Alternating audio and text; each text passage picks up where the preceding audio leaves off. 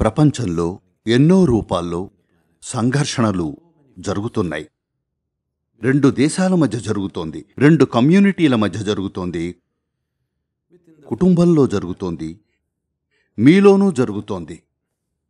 అవునా?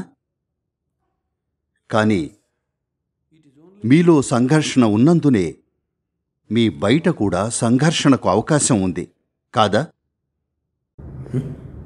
Because there is violence within you. మీలో హింస ఉన్నందునే ప్రపంచంలో హింస సాధ్యమవుతోంది. మీలో ఏమాత్రం హింస లేకపోతే ప్రపంచంలో హింస సాధ్యమయ్యేదా? లేదు. కాబట్టి మనలోని సంఘర్షణను మాత్రమే చూడాలి. దీన్ని పరిష్కరించుకుంటే బయట సంఘర్షణ నెమ్మదిగా సద్దుమణుగుతుంది. కొంత సమయం పడుతుంది, ఎందుకంటే మనం దానికి ఒక నిర్దిష్ట వేగాన్నిచ్చాం. కానీ అది సద్దుమణగాలి. అవునా? మనమంతా నిజంగా ప్రశాంతమైన మనుషులుగా మారితే, మనలో ఎటువంటి సంఘర్షణ లేకపోతే బొంబాయి ప్రశాంతంగా ఉంటుందా లేదా? ప్రశాంతమైన బొంబాయి కోసం ప్రత్యేకంగా ఒక ఉద్యమం ప్రారంభించాలా? లేదు. ప్రజలు శాంతంగా ఉంటే సమాజం కూడా శాంతంగా ఉంటుంది. అవునా? అయితే సంఘర్షణ ఏమిటి? సంఘర్షణ కేవలం ఇదే. మీరు కాని వాటితో మీరు గుర్తింపు ఏర్పరచుకున్నారు. మీరు కాని చాలా విషయాలతో గుర్తింపు ఏర్పరచుకున్నారు. అవునా?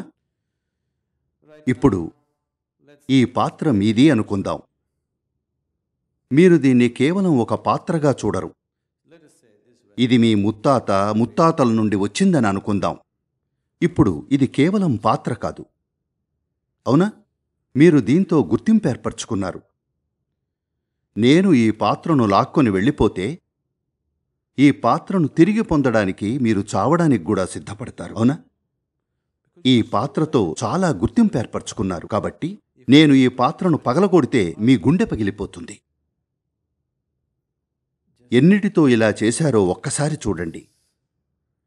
మీరు ధరించే బట్టల నుండి, మీతో కలిసి జీవించే మనుషుల వరకు, మీరుండే ఇంటి నుండి మీకున్న వస్తువుల వరకు అన్నీ మీరుగా మారిపోయాయి. అవునా కదా?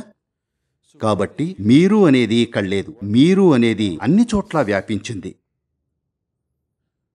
మీరు అన్ని చోట్ల వ్యాపించినప్పుడు సహజంగానే ఎక్కడికెళ్ళినా అది ఎక్కడో ఒక చోట చిక్కుకుంటుంది. It gets entangled somewhere. అవునా? మీరు అనేది ఇంతలా వ్యాపించినప్పుడు ఏ దారిలో వెళ్ళినా ప్రతి గుమ్మం దగ్గర ఇరుక్కుంటారు. అదే జరుగుతోంది. అందుకే ఈ నిరంతర సంఘర్షణ. ఎందుకంటే మీరు కాని ఎన్నో విషయాలతో మీరు గుర్తింపు ఏర్పరచుకున్నారు. మీరు కాని వాటితో గుర్తింపు ఏర్పరచుకున్నారని అన్నప్పుడు అందులో మీ మనసు కూడా ఉంది, అందులో మీ శరీరం కూడా ఉంది. మీ ఆలోచనలు మీవి కావు, గమనించండి. మీ భావోద్వేగాలు మీవి కావు, గమనించండి. ఇవన్నీ మీరు బయట నుండి తీసుకుని వాటితో గుర్తింపు ఏర్పరచుకున్నారు. అవునా? అవునా? మీ శరీరం మీది కాదు, ఇది మీరు బయట నుండి పోగు చేసుకున్నదే. ఇక్కడ కూర్చుని దేంతోనూ గుర్తింపు ఏర్పరచుకోకుండా ఉంటే మీరు మీరుగా ఉంటారు. దేంతోనూ గుర్తింపు ఏర్పరచుకోరు. మీరు కాని దానితో మీరుగా ఉండాలనే కల్పిత పరిస్థితుల్లోకి వెళ్లరు. Of being something that you are not.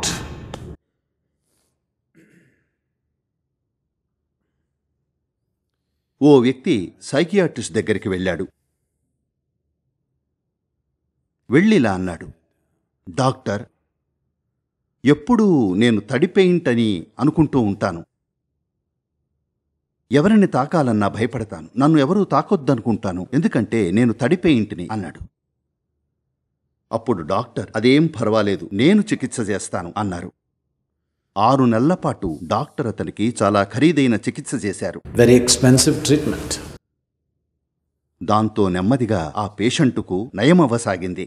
ఆ తర్వాత అతను ఓ రోజొచ్చి, డాక్టర్, ఇప్పుడెంతో బాగున్నాను, నాకిప్పుడు అలా అనిపించట్లేదు, చాలా ధన్యవాదాలు అని చెప్పాడు. బిల్లు కట్టేసి డాక్టర్కి షేక్ హ్యాండ్ ఇవ్వాలనుకున్నాడు. అప్పుడు డాక్టర్, నా చేతులకు తడి పెయింట్ అంటించుకోవాలని లేదు అన్నాడు.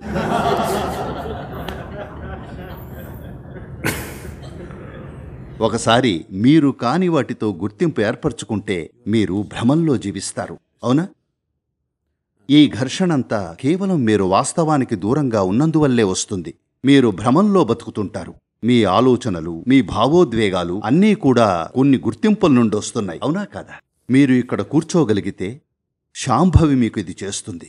ఇక్కడ కూర్చుంటే మీ శరీరం ఇక్కడ, మీ మనసు ఎక్కడో బయట, మీరేమో ఇంకెక్కడో ఉండటాన్ని మీరు చూస్తారు.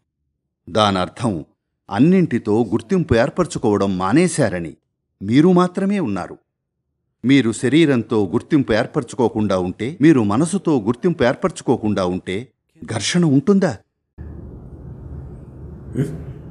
మీ జీవితంలో ఏదైనా బాధ అనుభవించి ఉంటే ఆ బాధ మీలో మీ శరీరం ద్వారా లేదా మీ మనసు ద్వారా వచ్చి ఉంటుంది, అవునా? మీకు ఇంకేదైనా బాధ తెలుసా?